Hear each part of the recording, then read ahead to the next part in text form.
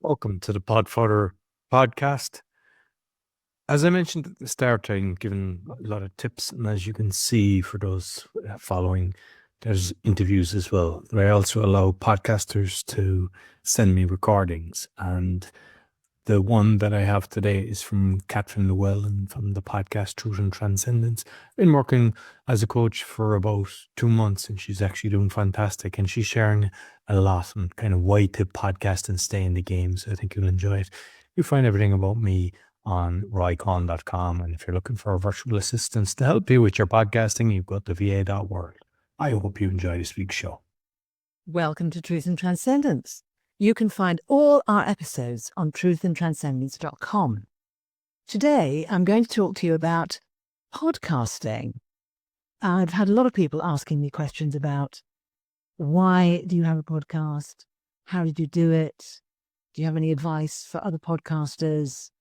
And I thought, is this going to be of any interest to anybody who doesn't actually have their own podcast, which basically most of us still don't have our own podcast. And I realized there are a lot of aspects of the experience of podcasting and the learning from podcasting that actually applies in everyday life. I also realized that I can only share from my point of view. I haven't done a study of what works for everybody, and I probably haven't even discovered all the details of what works for me. But I can share some insights that I've gained over the last few years working with Truth and Transcendence. So the first thing that I think is the most important is to remember that your podcast is your podcast, just as your life is your life. And for those of us in the Western world, we are brought up to believe that somebody else knows better. There's an expert, there's a professional, maybe a parent, maybe a teacher, someone famous possibly, who knows more than we do about how we should live our life, who we should be, how we should be, and how we should do our podcast. And one of the things about podcasting is part of independent media. So for anyone over the age of, I don't know, maybe 30 even, most of us grew up in a situation where most media was centrally coordinated, like, for example, in the UK, the BBC, the British Broadcasting Corporation, which used to be all there was to watch when I was a child. And then gradually that expanded. There were other channels. Then there was Sky. And then suddenly there were hundreds of channels that you could tune into. But then independent media appeared. And the wonderful thing about independent media is that it is not regulated. It's not censored. It's not supervised. So what that means is, when you have your own podcast, you can have it be about whatever you want. You can have the context for it be whatever you want. It can be purely an expression of you, or it can be purely a piece of service to the rest of the world. Ideally, it's going to be both. In one of the modalities I work with, we talk about having a unique mission for being in this life, and that mission includes two parallel aspects to it, one being our ongoing personal growth and expansion and spiritual expansion, and the other being our contribution to the collective, to humanity, to the planet, to the universe, however you want to look at it. So if your podcast fits both of those, that's ideal, because then you're learning and growing and fulfilling yourself through having the podcast, and you're contributing in a unique way, which will actually give people something that they can't get anywhere else, because only you are you, as someone said. No point trying to be somebody else. They are all taken. You can only be you. So your podcast can only be your podcast.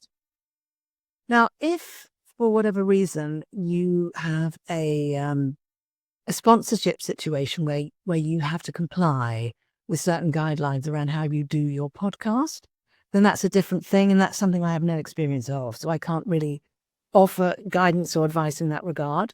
My podcast is entirely self-created, self-funded, self-managed. So when I have a guest coming on and they say, well, can I say this? Will that be okay with your listeners? Of course, I'm thinking about value for the listeners, but I'm not thinking about the approval of the listeners because I don't have to. So I can say, no, let's bring that in because that will be fascinating, interesting, and maybe make people think a bit, which is never a bad thing. So your podcast is your podcast. Your context for the podcast needs to be yours and only yours. That said, I highly recommend listening to lots of other podcasts, tuning into what you like, what you don't like, picking up other ideas. When you start a podcast, you will have some of the skills that you need for running a podcast already, and some of them you won't have, purely because you weren't trained to be a podcaster from the year dot. You might have grown up in a situation where you developed communication skills, listening skills,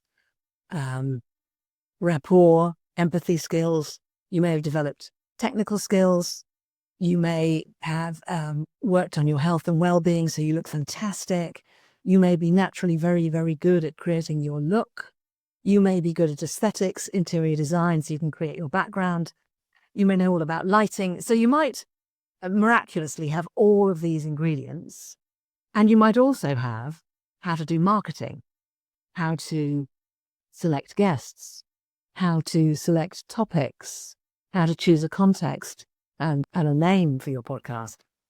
But I would suggest it's unlikely that you've got all of these highly developed before you start your podcast as an independent podcaster. So the thing to do is to lean on the strengths that you have and then take action to develop those areas where you are not as strong. I have a podcast coach who I highly recommend, and you can ask me who that is if you like. And I find he's incredibly helpful because he helps me to recognize where I'm already strong and where there's something for me to learn, and helps me to learn it, whilst at the same time bypassing all of the self-censoring or self-criticism that I might have in my own head. And being a Virgo, I don't know if you tune into these ideas around different horoscope elements, but I've got some of the kind of classic Virgo characteristics, one of which is to go for perfection. And we know that perfection is the enemy of the good, so I dithered around for ages before I started the podcast. When I say ages, a few months, which in the podcasting world is a long time. And I actually jumped in and started before I felt ready, because I learned from other people with a lot of wisdom and experience that that's what you have to do with a podcast. If you wait till you're ready, if you wait till everything's absolutely set up perfect, you'll never start. Or when you do start, you will have sucked the life out of it because it will be a presentation. So again, your context for your podcast might be that you want it to be a slick presentation, in which case do that and do it well. Your context might be that you want something very rough around the edges, very authentic, very real, very natural, in which case do that. Choose what suits your purpose for doing the podcast. And again, in identifying what your purpose is in doing the podcast, you might get help with that. Your coach might help you with that.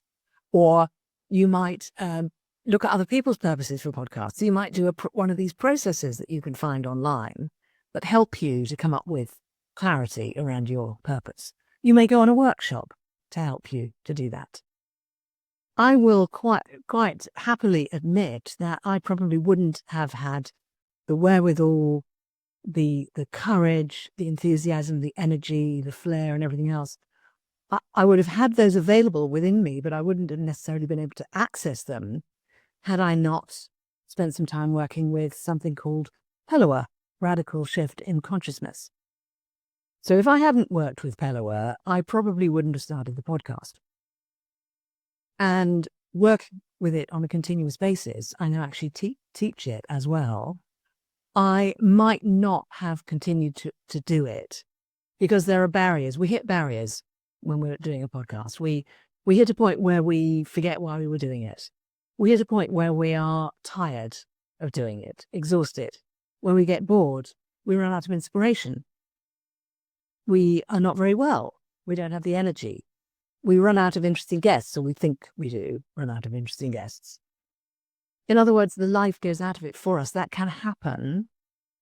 So it's a marathon, not a sprint. But if that happens, we need something to fall back on. So do we have a meditation practice? Do we have a conscious movement practice? Do we have a support system of people around us who love us and encourage us? Do we look after our bodies? Do we look after our minds and our psychology? Do we look after our heart? All of these ways that we look after ourselves can help us to keep going when something is a marathon.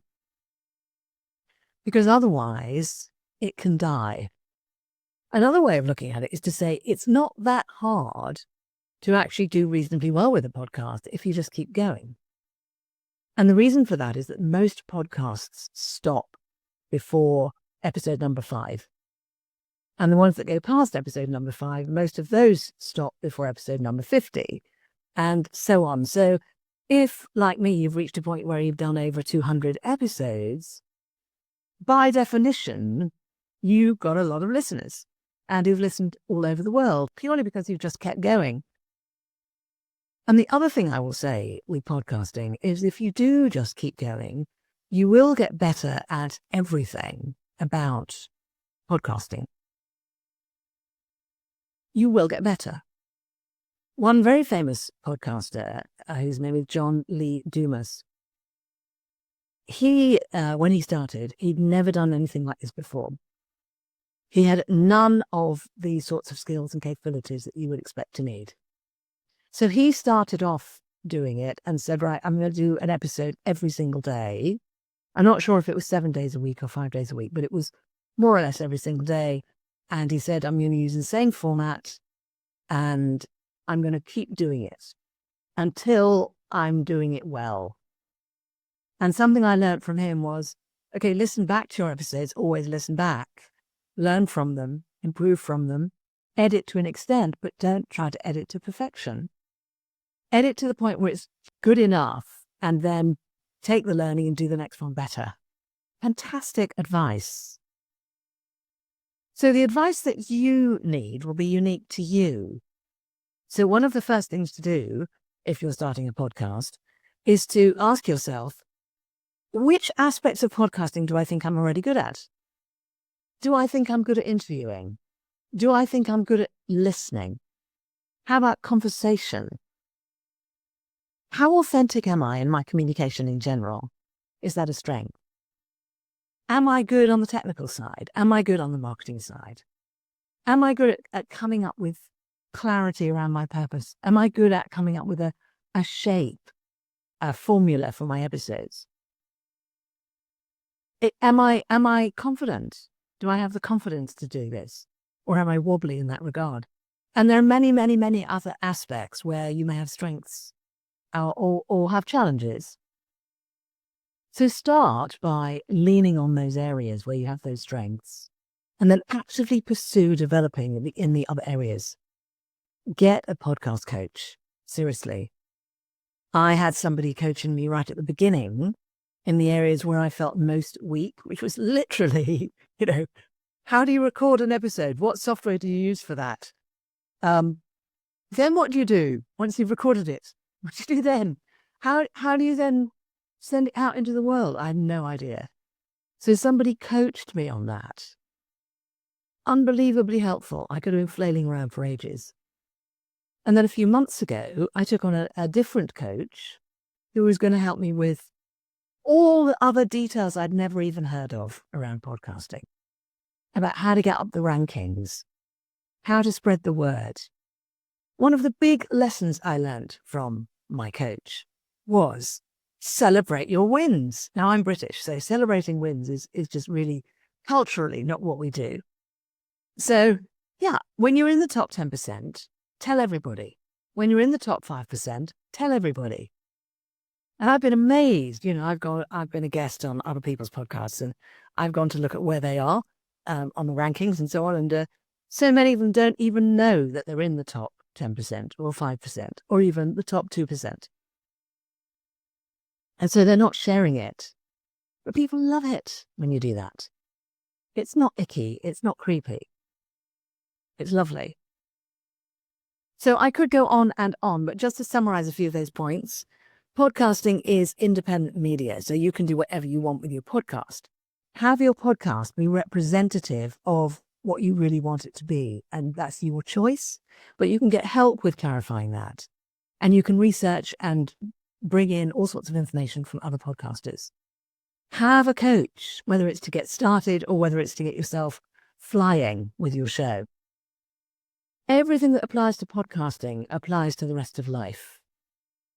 Other people, everybody else will have opinions about your podcast, your friends, your relatives. They don't know how to do podcasting, and you do. Even if you've only done 1 episode, 5 episodes, 10 episodes, you already know so much more than they do. So everything they're telling you is their opinion, their impression. Take it on board as research. Don't take it on board as direction, because the direction must come from you. And that's the gift of your podcast. That's what makes it unique. Have your podcast serve your own personal growth and spiritual expansion, and have it serve your contribution to the collective and to humanity. That is the winning formula. And enjoy. Make sure you're enjoying it. If you're not enjoying it, regroup.